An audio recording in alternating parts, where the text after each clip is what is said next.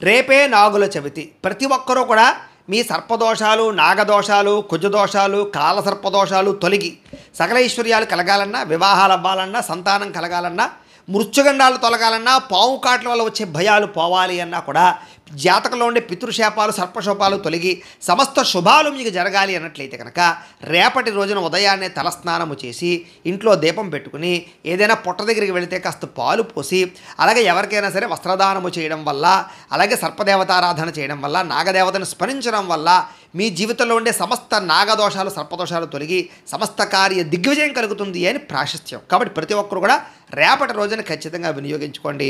ముఖ్యంగా ఈ కార్తీక మాసం నెల రోజులు కూడా శివారాధన చేయడం చాలా విశేషం. శివుడికి అభిషేకం చేసుకోవాలి అన్నా, బిల్వదళాలతో పూజ చేసుకోవాలా, మామూలుగా పూజ చేసుకోవాలన్నా కూడా మీకు దానికి సంబంధించినటువంటి పూజా విధానాన్ని వీడియోగా తయారు చేసి దానికి సంబంధించినటువంటి పూర్తి వీడియో లింకు కింద మీకు చూడండి. తెలుగులో రుద్రాభిషేకం చేసుకునే విధానము లేదా శివ పూజ చేసుకునే విధానం అని కనపడుతున్నాయి. ఆ వాటి మీద లింక్ మీద క్లిక్ చేసినట్లయితే మీకు చక్కగా పూజా విధానం, అభిషేక విధానం వీడియోలు వస్తే ఎదురుగుండా పెట్టుకుని ఆ రకంగా శివారాధన చేసుకుని శివానుగ్రహంతో పాత్రలు అవ్వాల్సిందిగా అందరికీ తెలియజేస్తూ ఈ వీడియో కూడా ఒకసారి లైక్ చేయవలసిందిగా కోరుకుంటూ స్వస్తి.